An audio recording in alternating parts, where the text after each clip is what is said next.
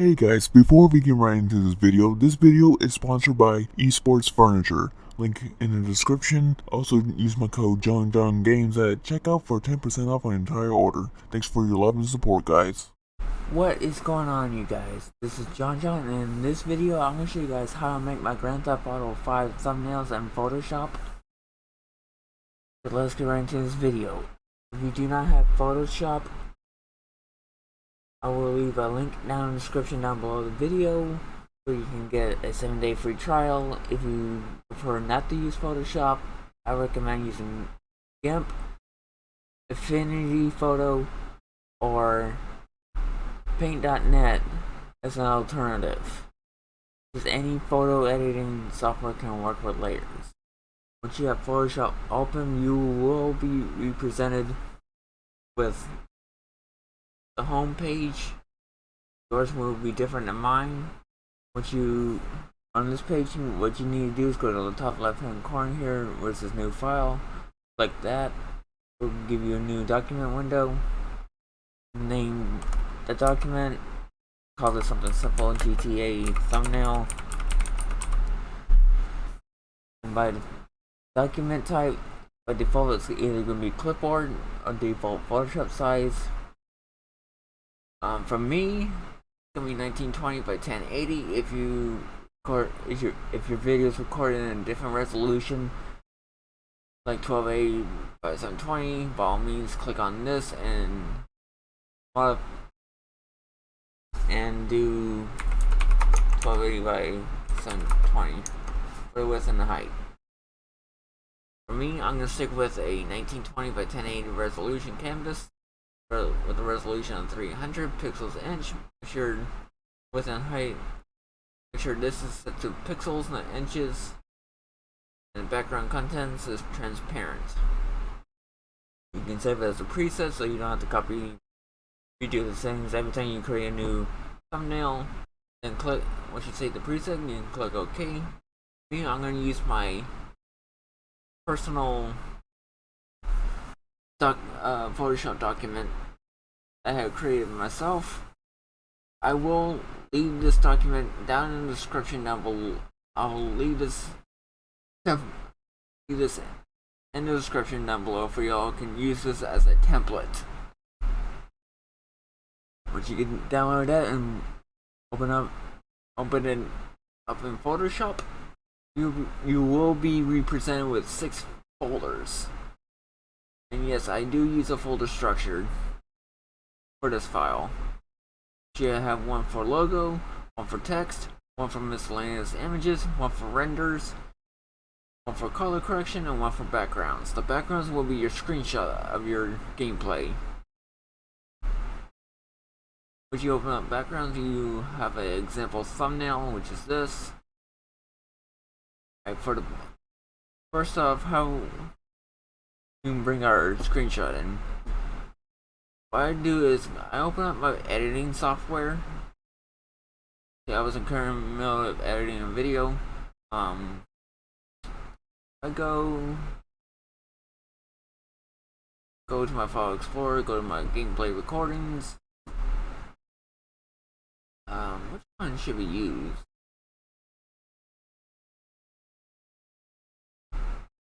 Or let's go to game screenshots.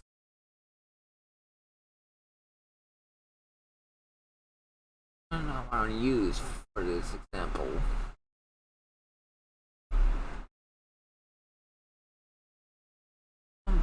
Let's bring this one into Photoshop. Oh, it's not gonna let me.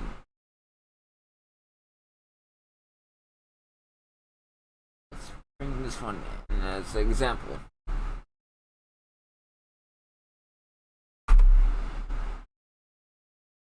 This we use as an example.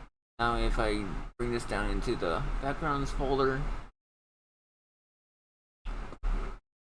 I'm going to right click the layer, and I'm going to select rasterize layer. And I'm going to rename this one to GTA 5. You can rename it to something else. As long as you take a screenshot, you're recording your Grand Theft Auto gameplay on the console. Hold on. Where it says the share button on the controller, you press and hold that down, it will take a screenshot. Then you have to transfer that screenshot to a USB drive, and you have to transfer it to your computer.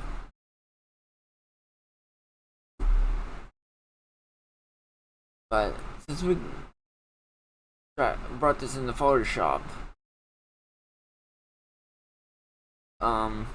or also if you record the gameplay, you can drag and drop your video into the software and bring it on the timeline and take a screenshot. Show you how to do that. You can go back to my gameplay recordings. Use this as an example. Drag and drop this down in the video. I use Vegas Pro to edit all my videos.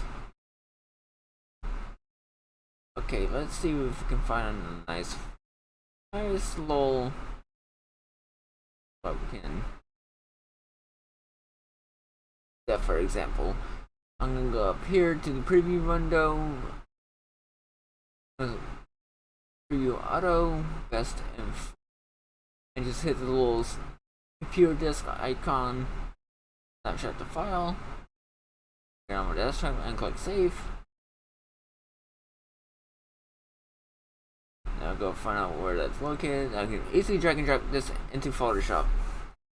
And hold down left click, hold, just resize it. That's definitely how to do that.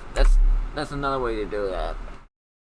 Alright, so we're working on this thumbnail. This is the one I want to use as an example for this tutorial. Alright, so we got a background in, so we're done with the backgrounds. Next is color correction. As right now there is no color correction here. This is where we do the actual color correction.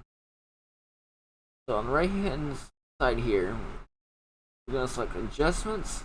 There's some of these I like to keep or delete. First I'll add a brightness and contrast. I'm gonna use legacy. If you do not save this new legacy, go to edit, preferences, click general, should have done this right before, file handling, select and tick enable legacy save as.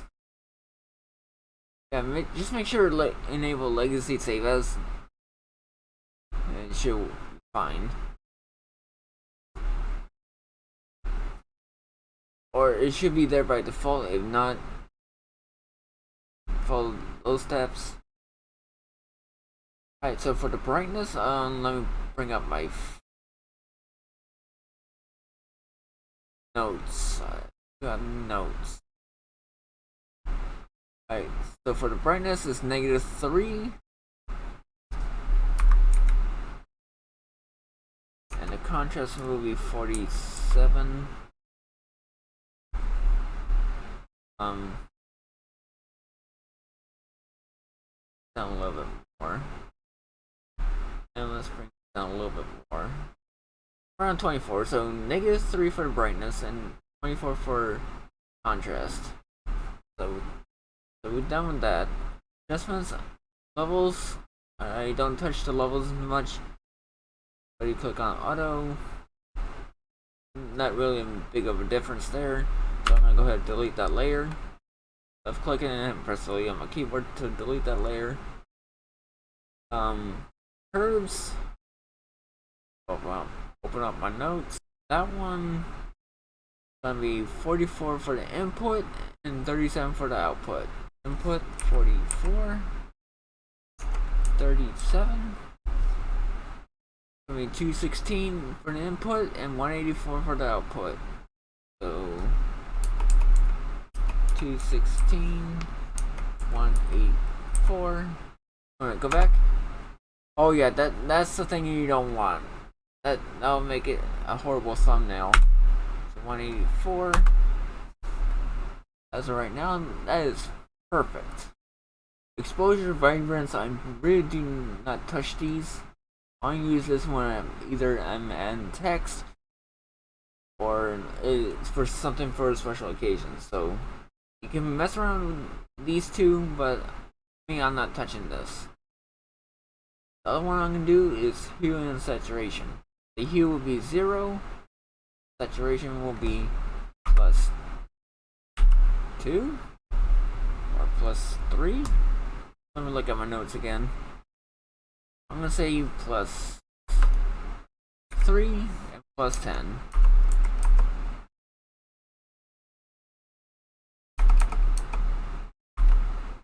I'll do +5 or -3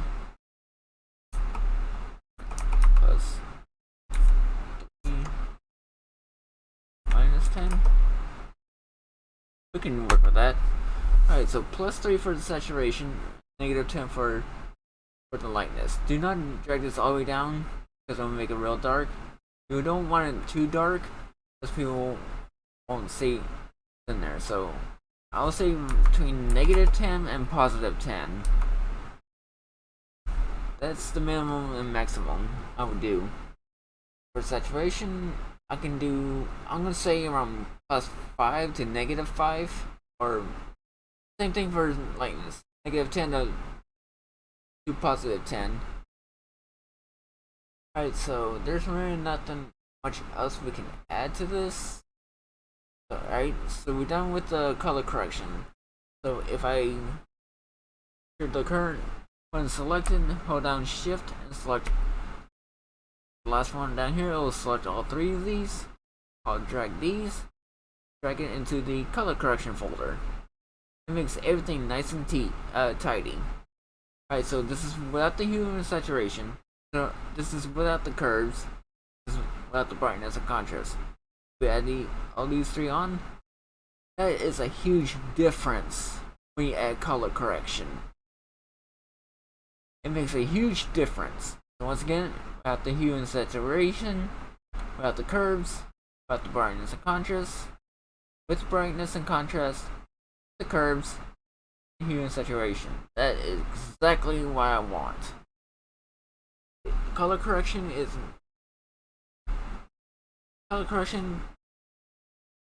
really good. And this next folder is called renders.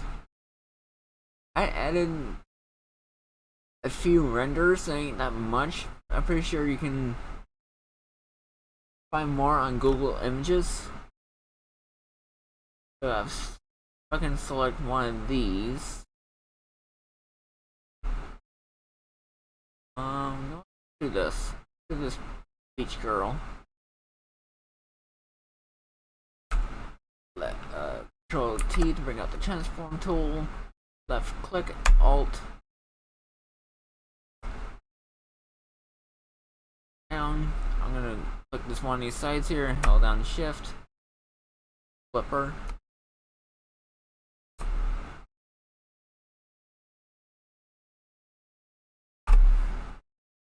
Enter to confirm.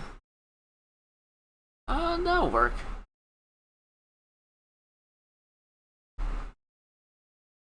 The other renders I really don't care about. So we're done with the renders.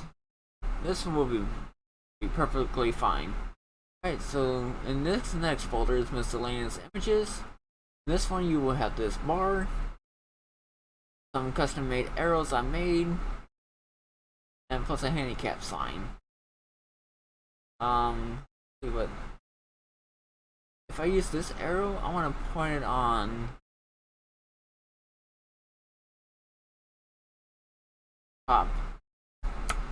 Control T, transform, rotate this a little bit. Get it into position to confirm. That'll work.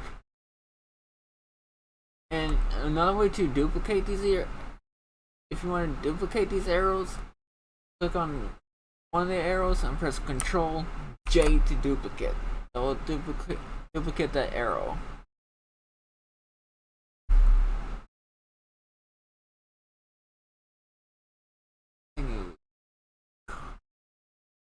Cars, so boom. Alright, that is perfectly. I'm not gonna use this bar. You can use this bar if you want to, make sure when you go put text in, if you're gonna put text in this bar here, make sure it's above that bar. I have that disabled. Alright, so far we added our screenshot, we added some color correction, we added our render, we added some miscellaneous images like arrows. Alright, so far now we need to do the text.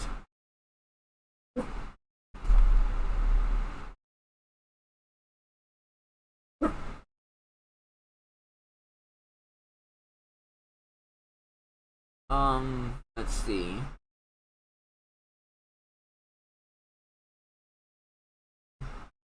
The font that will be used in this pack is called Agency FB. You can look it up on Google to download the font. If I know the website, I will link that font down in the description down below. What can I say here? What can we say here?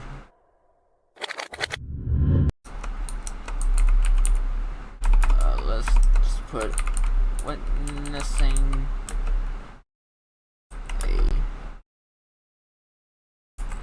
it's a crime scene on the Sonora freeway. You know what?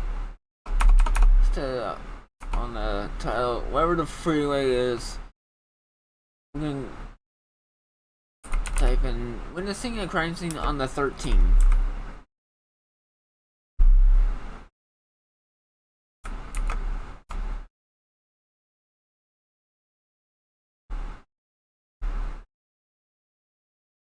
I'll take this.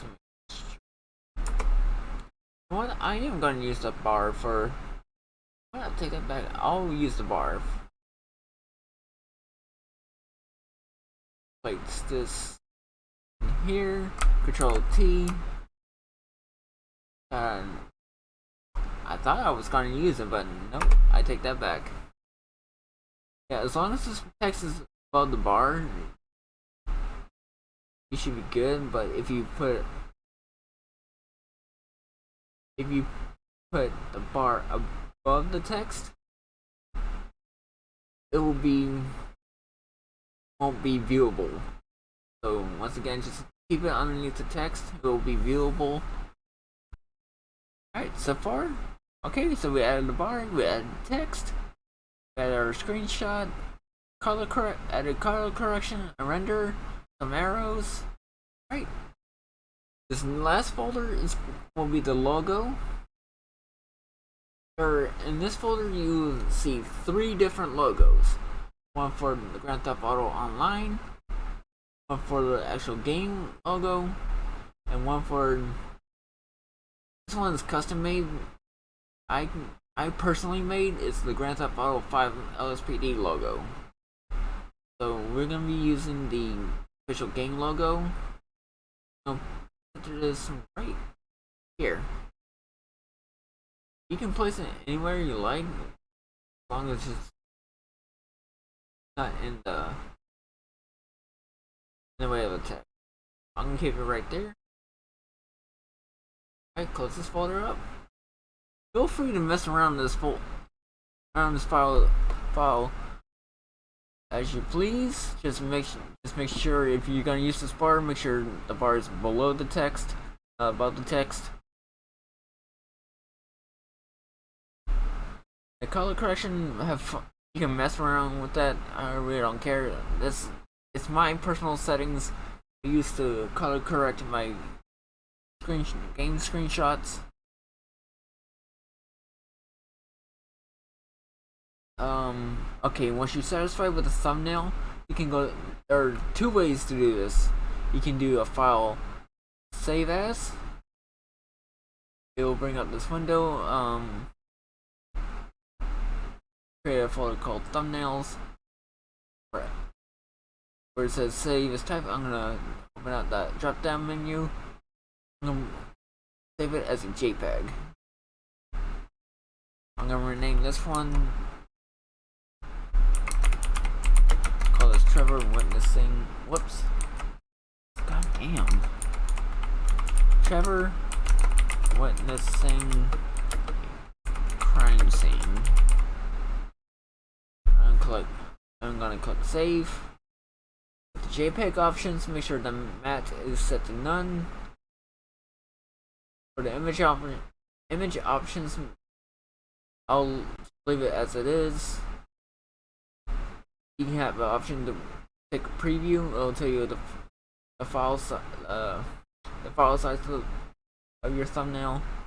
For the format options, by default is either going to be progressive or baseline standard. For me, I want baseline optimized. If you click baseline, the size of the thumbnail right now, if this is ticked, 390.8 kilobits. That's the size.